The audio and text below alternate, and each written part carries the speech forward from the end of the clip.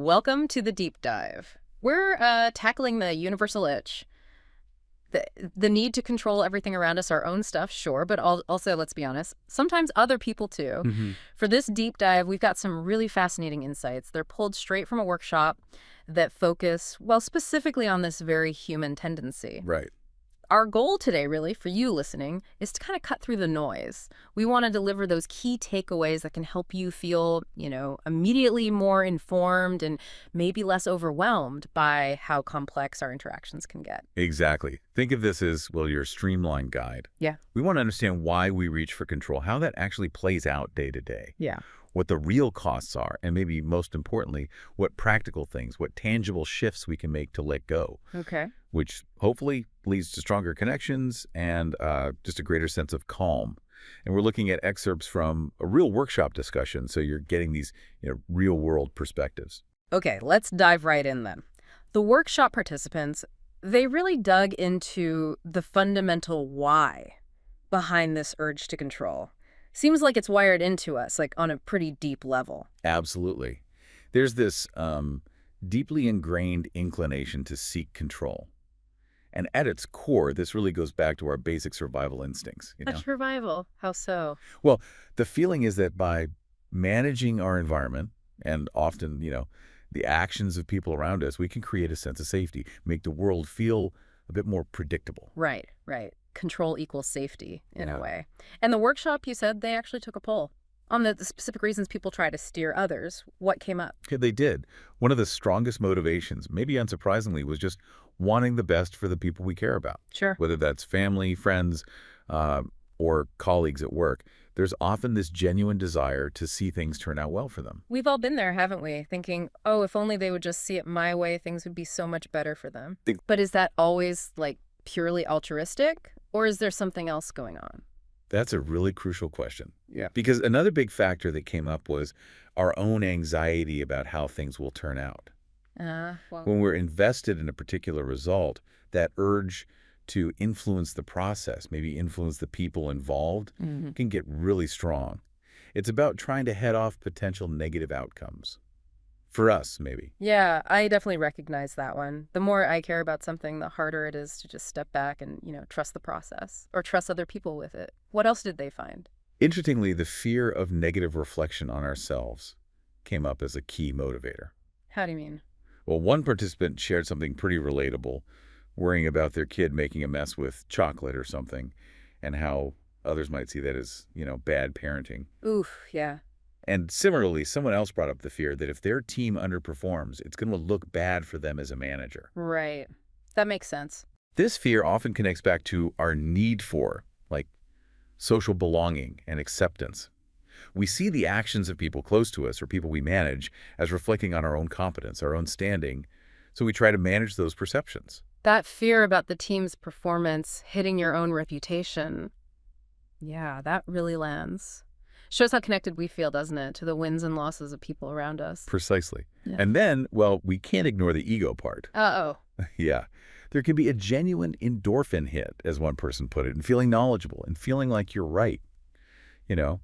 Offering advice, even when nobody asked for it, can sometimes scratch that itch. Huh. Yeah, I have to admit, there's a certain, satisfaction in feeling that you've got the answer. But does that need for validation maybe get in the way sometimes? Make us less open to other ideas? That's a really insightful point. Yeah, it absolutely can. And finally, another participant added something important, the fear of rejection. Yeah, the idea that maybe by guiding others towards what we think are better choices, we might avoid their disapproval or disappointment if things go wrong.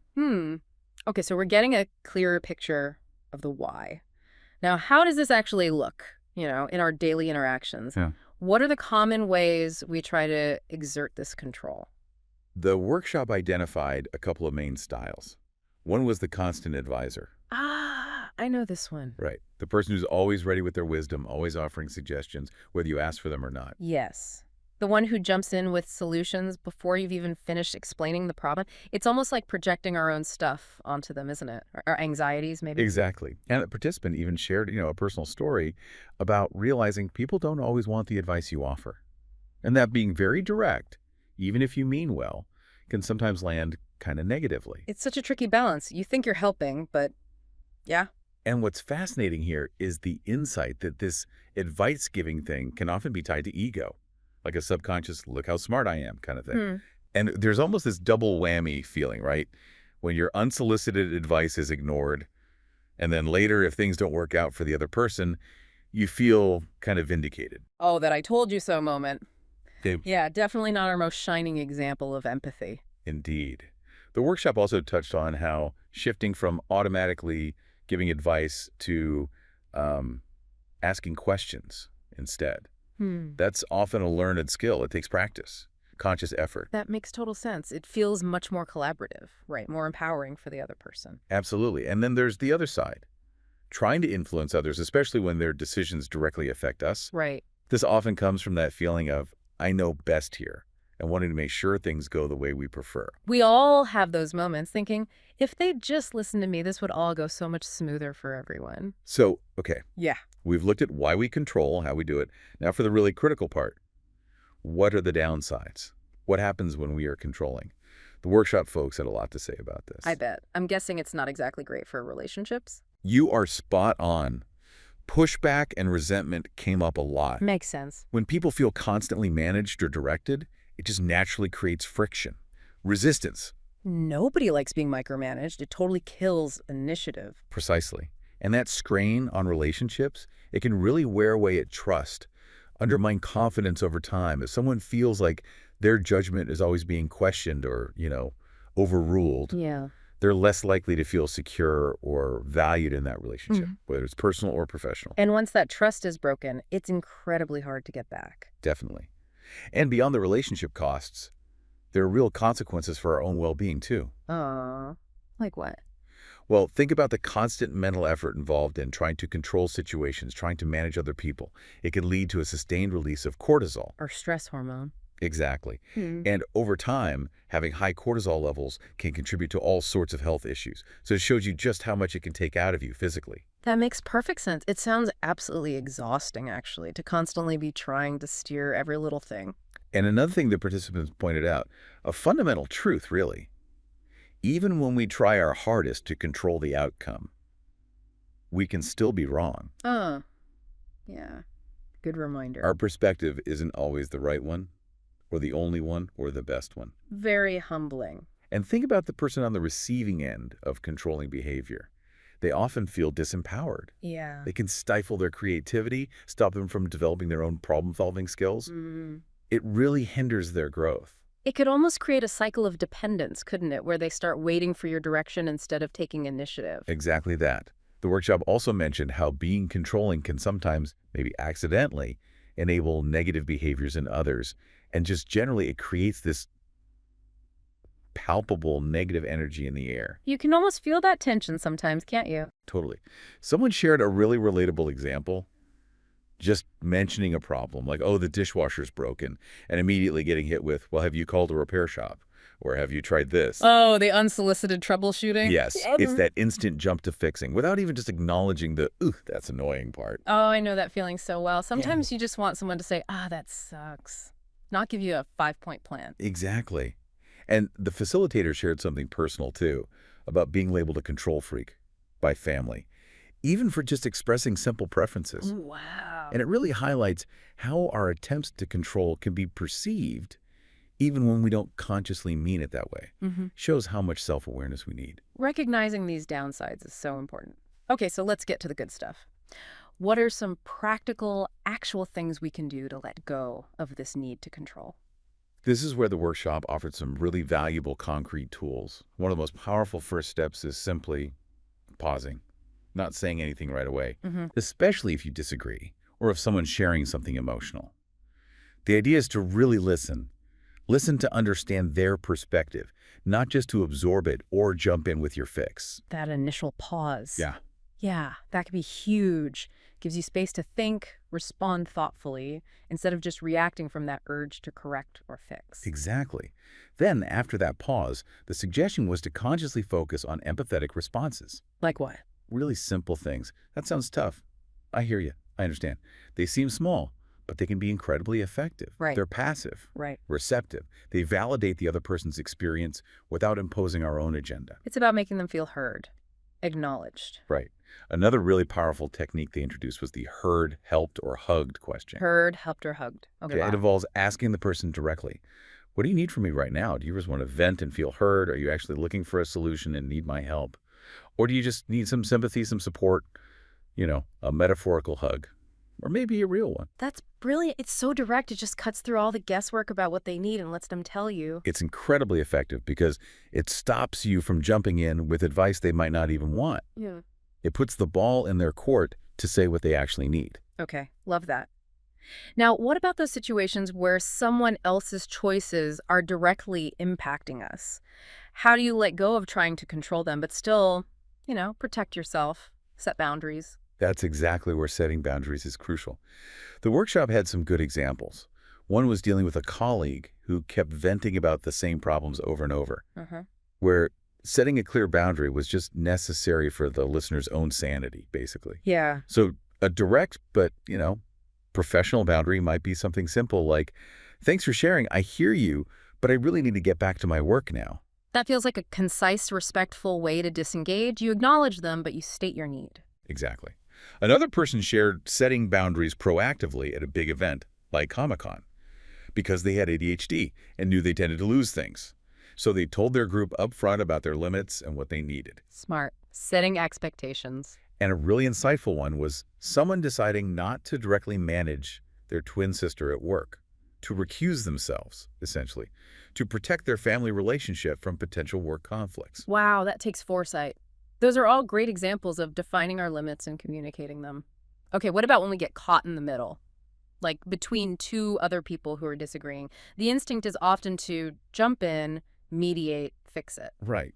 The advice there was resist that immediate urge. Don't jump in to fix it right away. Okay, so what do you do? A more constructive approach, often, is to first look at the situation itself. Are there underlying issues? Like, is the process broken somehow? Look there before blaming the individuals. Blame the process, not the people. Got it. And crucially, the workshop really pushed encouraging direct communication between the people involved. Get them talking to each other. Yes, empower them to work it out themselves. It builds their skills, and honestly, it can actually make their relationship stronger in the long run. It's like, not always jumping in when kids argue over a toy. Sometimes they need to figure it out. Right. So instead of being the referee all the time, we become more like a facilitator, guiding them to solve it themselves. Exactly. And one participant actually shared a positive story about how navigating conflict directly had led to stronger customer relationships for them. So it can work out well. Interesting. And if you do find yourself needing to coach someone on how to communicate better in those situations, the workshop offered a really helpful framework. Okay. It starts with making a neutral observation, assuming positive intent, like the other person probably isn't trying to be difficult. Okay, assume they're not the enemy. Right. These I statements. The structure they suggested was something like, I noticed that the specific thing you observed, and when that happens, it's difficult for me because how it impacts you or makes you feel. Now, I wonder what your thoughts are on this. I like that. I noticed when that happens, I feel it's difficult because I wonder, it feels much less accusatory, more like opening a conversation. Exactly. Yeah. It minimizes defensiveness, encourages dialogue.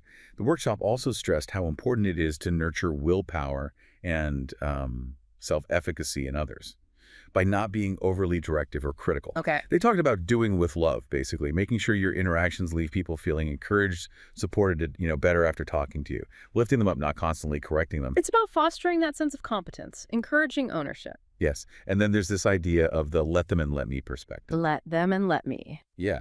The let them part is about accepting things about others or situations that are just outside your control. Like maybe your neighbor plays loud music sometimes. You can try to control it, complain. Yeah. Or you can accept you can't fully control them. Okay. The let me part is focusing on what you can control, your own reaction, your choices. So maybe you use earplugs, maybe you meditate, maybe you focus on something else. It's shifting the focus from trying to change the external thing to managing your internal response. I see. It's about recognizing where your actual power lies, which is usually with yourself. Precisely. And this connects to the bigger idea of, investing your energy in your own life, your hobbies, your health, your goals, instead of getting totally consumed trying to manage everyone else's actions. Okay, wow. We've covered a lot of really insightful ground here. Thinking back on the workshop, what were some of the main takeaways or final reflections that really stood out? A huge theme kept coming up was this understanding that letting go of control isn't weakness. It's actually an act of love and respect. Love and respect. Yeah. For the people around you, giving them space. And for yourself, reducing your own stress. Adopting more of a coach mindset seemed key, too. Asking questions, offering guidance when it's genuinely wanted, not just because you have an opinion. And that focus on our own well-being through all this, that feels really important too. Absolutely. Someone shared a really personal reflection about consciously letting go of control in their marriage, allowing their partner the space to just be themselves. And sometimes it's about small things, right? Like accepting different preferences on, I don't know, whether a door is left open or closed. It seems trivial, but it represents accepting differences instead of trying to make someone fit your mold. Those small, everyday examples really do illustrate the bigger point, don't they? They do. Yeah. And professionally, letting go might look like trusting your team members, letting them make mistakes sometimes, and focusing on supporting their proposed solutions, even if it's not exactly how you do it. And really acknowledging their contributions, valuing them, even if they're not perfect. That builds confidence, builds initiative. And the workshop really hit home the power of catching people doing things right, giving specific positive reinforcement. That positive feedback loop, so much more effective than constant correction. Exactly. That herd, help, hug idea came back up too. It's just a fundamental way to listen actively and figure out what someone actually needs. Yeah, that one stuck with me. And a practical tip that resonated was just prefacing conversations sometimes. Like, hey, I just need to vent for a minute. I'm not looking for solutions. Manages expectations right off the bat. Good one. Avoids that unwanted advice. Totally. Another participant's big takeaway was just that simple act. Pause. Yeah. Inquire. Don't just jump into fixing mode immediately. Oh. And finally, those acronyms were pretty memorable. Wait, why am I talking? Love it. And it's slightly more direct cousin, SDFU. Just as reminders, be quiet, listen more. Okay. So as we wrap up this deep dive, what are the ultimate payoffs? What can we really expect to see in our lives if we consciously choose to practice this letting go? Well, the rewards seem pretty substantial. A big one is significantly less personal stress. Remember the cortisol link? Right. Deeper, more authentic relationships.